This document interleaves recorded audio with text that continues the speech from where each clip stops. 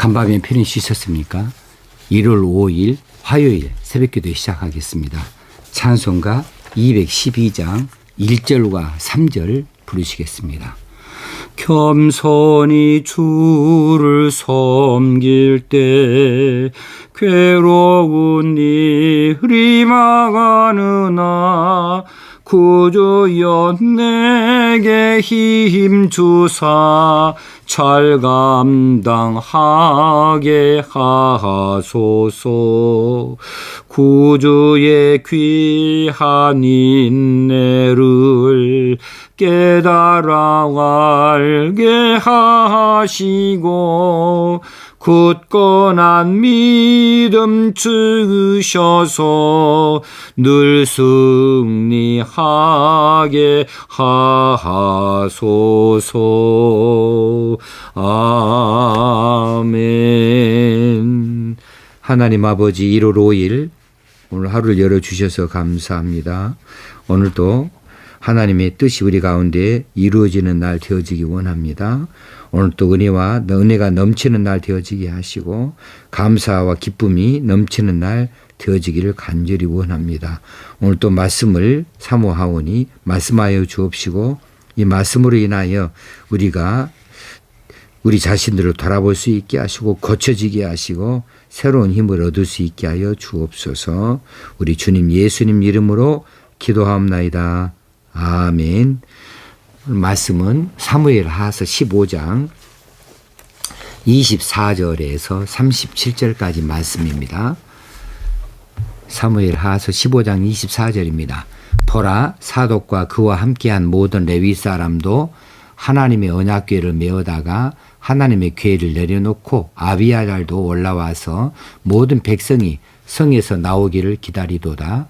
왕이 사독에게 이르되 보라, 하나님의 궤를 성읍으로 도로 메어 가라. 만일 내가 여호와 앞에서 은혜를 입으면 도로 나를 인도하사 내게 그 궤와 그 계신 데를 보이시리라.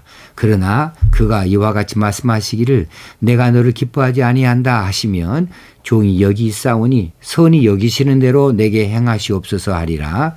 왕이 또 제사장 사독에게 이르되 네가 선견자가 아니냐?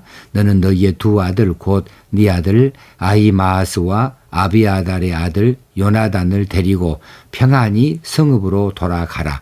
너희에게서 내게 알리는 소식이 올 때까지 내가 광야 나루터에서 기다리리라 하니라. 사독과 아비아달이 하나님의 궤를 예루살렘으로 도로 메어다 놓고 거기 머물러 있으니라.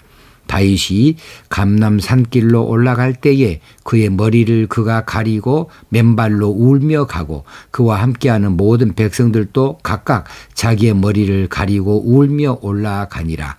어떤 사람이 다윗에게 알리되 압살롬과 함께 모반한 자들 가운데에 야히도벨이 있나이다 하니 다윗이 이르되 여호와의 원하옵건대 아히도벨의 모략을 어리석게 하옵소서 하니라. 다윗이 하나님을 경배하는 마루턱에 이를 때에 아렉 사람 후세가 옷을 찢고 흙을 머리에 덮어쓰고 다윗을 맞으러 온지라. 다윗이 그에게 이르되 네가 만일 나와 함께 나아가면 내게 누를 끼치리라. 그러나 네가 만일 성읍으로 돌아가서 압살롬에게 말하기를 왕이여 내가 왕의 종이니이다. 전에는 내가 왕의 아버지 종이었더니 이제는 내가 왕의 종이니이다 하면 네가 나를 위하여 아히도벨의 모략을 패하게 하리라. 사독과 아비아달 두 제사장이 너와 함께 거기 있지 아니하냐? 네가 왕의 궁중에서 무엇을 듣든지 사독과 아비아달 두 제사장에게 알리라. 그들의 두 아들 곧 사독의 아히마아스와 아비아달의 요나단이 그들과 함께 거기 있나니 너희가 듣는 모든 것을 그들 편에 내게 소식을 알릴지니라 하는지라. 다윗의 친구 후세가 곧 성읍으로 들어가고 압살롬도 예루살렘으로 들어갔더라. 이제 아들 압살롬의 반란이 일어나자 다윗은 예루살렘을 떠나 피난길을 났습니다. 반란군을 진압하기 위한 어떤 조치를 취하지도 않아요. 전투를 벌이지 않습니다. 어제 말씀드린 대로 그것은 다윗이 하나님의 도성 예루살렘을 피로 물들이지 아니하고 또 전쟁터에서 이 칼날로 회파되어지지 아니하도록 하기 위해서 그냥 비워주고 그냥 그렇게 피난길 떠나게 된 거죠. 다윗이 생각할 때에 예루살렘은 하나님의 도성입니다. 근데 하나님의 도성이 이처럼 처참한 모양새가 되어진다면 이것은 하나님의 영광이 가리워지는 것이라 생각을 했어요. 그것도 부자지간에 전쟁으로 인하여서 이렇게 되어지는 것은 결코 하나님 뜻이 아니다. 이렇게 바라보게 된 거지요. 그래 이것의 전쟁을 피할 수 있는 방법은 그냥 피난길 나서는 것밖에 없습니다. 그래 다윗이 피난길을 나섭니다. 그때 다윗의 신복들과 제사장 사독과 아비아달 그리고 레위인들이 하나님의 언약궤를 메고 성 밖으로 나왔어요. 그리고 백성들이 이제 성 밖으로 나오기를 기다립니다. 그때 다윗 왕이 생각지 못한 명령을 그들에게 지시합니다. 언약궤를 도로 성 안으로 성읍으로 도로 메어 가라고 명령을 해요. 자, 이 언약궤는 굉장히 중요합니다. 다윗이 합법적인 왕이라고 하는 것 이것을 인정해 주는 거예요. 그리고 과거에도 전투에 나갈 때마다 이 궤를 전쟁 현장에 메고도 나간 적도 있어요. 다윗은 그런 것을 바라지 않았습니다. 다윗은 언약궤를 자신을 위해서 도구화하지 않았다. 하나님이 다윗을 따르는 모양새가 되어지는 것 이것이 아니고 다윗이 하나님을 따르는 것이 옳다 이렇게 본 것이죠. 그래서 이 언약궤를 자신의 왕권의 어떤 합법 정당성을 나타내는데 그렇게 도구로 사용하고자 하지를 않았습니다. 그리고 단지 언약궤는 예루살렘에 있어서 이스라엘 다스리시는 참된 왕이 하나님이시다. 이것을 말해주고 싶은 겁니다. 그렇게 믿었기 때문이죠. 그리고 이스라엘 왕은 하나님께서 원하시는 자가 이스라엘 왕이 되어지는 거다. 그래서 오늘 본문에 25절 나온 대로 만일 내가 여호와 앞에서 은혜를 입으면 도로 나를 인도하사 내게 그 궤와 그 계신 데를 보이시리라. 그러나 26절에 내가 하나님께서 말씀하시기를 내가 너를 기뻐하지 아니한다 이렇게 다윗에게 말하신다면 하나님 선히 여기시는 대로 내게 행하시옵소서 내가 순종하겠습니다. 이런 거죠. 하나님이 압살롬을 원하셔서 왕으로 세우면 하나님 압살롬이 왕이 되는 겁니다. 그리고 하나님께서 나를 인정해 주신다고 은혜를 내게 베풀어 주신다면 내가 다시 예루살렘으로 돌아와서 이 여호와의 언약궤 있는 자리에 그리고 여호와 계신 자를 내가 볼 수 있게 될 줄 압니다. 완전히 자기 자신과 자신의 왕권을 겸손히 하나님 앞에 내맡기고 있는 모습을 보여주고 있어요. 얼마나 아름다운 모습인지 모릅니다. 우리는 우리 자신들의 뜻을 고집하는 경우가 많습니다. 그리고 거기에 거치는 것들은 다 하나님이 기뻐하신 것이 아니에요. 자신이 되어지는 것만 하나님 기뻐한 것으로 잘못 생각하는 경우가 많아요. 그런데 그렇지 않습니다. 하나님은 우리가 높이 세워지는 것에 하나님 뜻을 둘 수도 있는 것이고 하나님의 뜻이 어떨 때는 우리가 세움받지 않는 것도 하나님의 뜻이에요. 우리가 실패하는 것이 하나님의 그런 하나님 뜻이 아니다 이게 아니고 우리가 실패하는 것도 하나님 뜻이 될 수가 있는 거예요. 단지 우리는 하나님의 뜻이 무엇인지를 분간하는 일이 필요한 것뿐이죠. 그리고 자기 자신을 겸손히 하나님 앞에 맡기는 것 이것이 필요할 뿐입니다. 방금 보여주는 대로 언약궤는 이스라엘을 다스리시는 하나님 계시는 자리 예루살렘에 있어야 된다. 이 언약궤가 꼭 나를 따라다녀야 된다. 이것이 아니라는 겁니다. 하나님의 선하신 뜻에 다 맡겨드릴 수 있는 우리들의 삶의 모습이 되어지면 좋겠습니다.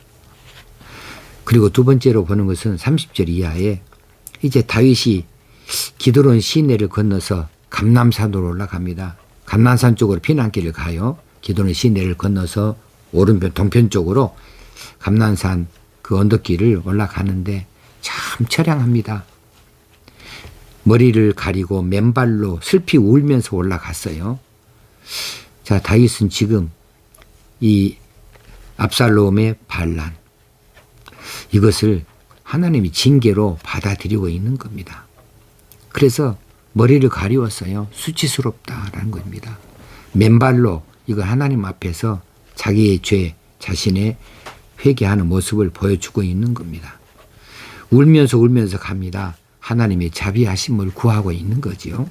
겸손히 자기 자신을 낮추고 있습니다. 백성들은 머리도 가리우고 울면서 따라가긴 하지만 맨발로 가는 것은 아니었어요. 그런데 다윗은 왕이면서도 맨발로 갑니다. 하나님, 내가 죄인입니다 라고 하는 거죠. 자, 이때에 들려오는 나쁜 소식이 하나 있어요. 다윗의 모략가였던 아히도벨이 압살롬 편에 가담되어졌다고 하는 소식을 듣게 되어지는 겁니다. 다윗으로서는 충격적인 소식이에요. 이건 큰 배신감을 느껴지는 부분입니다. 이때에 다윗은 아히도벨을 원망하는 그 어떤 것도 남겨놓지 않습니다. 단지 여호와께 구합니다. 31절에 아히도벨의 모략을 어리석게 하옵소서. 하나님께 겸손히 자비를 호소하고 있는 거죠. 그렇지 않겠습니까? 이미 아히도벨이 압살롬과 손 잡았어요. 그러면 네가 그럴 수 있냐 하고 쫓아가서 그를 향하여 칼을 들 것입니까? 아니면 다시 설득해서 빼오겠습니까? 다윗은 그렇게 하지 않았어요. 다윗은 단지 아히도벨의 지혜보다 뛰어난 지혜를 가신 하나님을 의지한 것이죠. 그래서 하나님께 즉각적으로 기도하잖아요. 아히도벨의 모략을 어리석게 하옵소서. 그런데 이 기도가 받아들여집니다. 하나님께서 즉각적으로 응답을 해 주시었어요. 32절에 보면 어리석게 하옵소서 하니라. 그 다음에 다윗이 하나님을 경배하는 마루턱에 이를 때에, 언덕이죠. 거기에 이를 때에 아렉 사람 후세가 옷을 찢고 흙을 머리에 덮어쓰고 다윗을 맞으러 온지라 그랬어요. 아히도벨 모략을 어리석게 하옵소서 그렇게 하자마자 즉각적인 응답이 나타난 것이지요. 하나님을 경배하는 마루턱에 이를 때에 그 다음에 우리 성경에는 번역이 되어 있지 않습니다만은 그런데 보라, behold, 영어로 그렇게 쓰여져 있어요. 보라, 그런데 보라. 무엇을 보라는 거예요? 아히도벨보다 더 뛰어난 모략가 후세가 다윗에게 스스로 나오는 거예요. 다윗이 초청한 것도 아니고 찾아낸 것도 아니고 기대한 것도 아닌데 후세가 느닷없이 등장하는 겁니다. 마지막 절에 보면 후세는 다윗의 친구예요. 그러면서 모략가입니다. 후세가 아히도벨을 능가하는 모략가입니다. 그런데 아히도벨의 모략을 머리석게 하옵소서 이렇게 하나님께 자비를 구했더니 하나님께서 즉각적으로 후세를 보내어 주신 것입니다. 그래, 우리가 어쩔 때는 뭔 일을 추진해 나아갈 때에 잘못되어지는 일, 그런 일들 다 남의 탓으로 돌리고 싶어 해요. 또 나를 또 대적하고 나를 배반하고 그러면 그 사람은 엄청 원망합니다. 그런데 그렇게 해서 그 사람 마음이 돌아서지나요?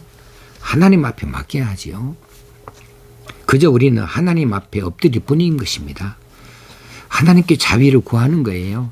이런 상황에서 하나님 도와주시기 원합니다.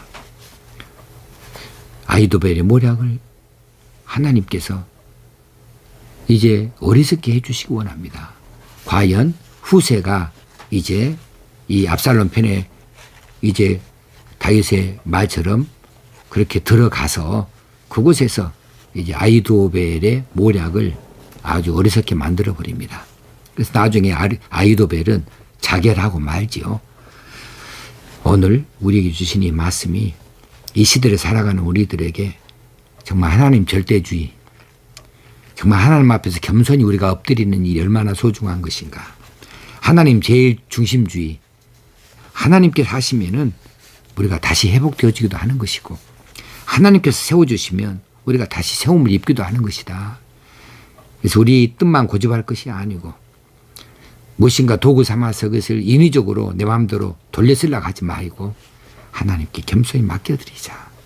하나님께 구하자. 하나님께서 하나님의 지혜로 우리를 세워주실 것을 믿고 이렇게 기도하는 겸손한 믿음을 가지고 또 오늘 하루를 승리하십시다. 기도하겠습니다.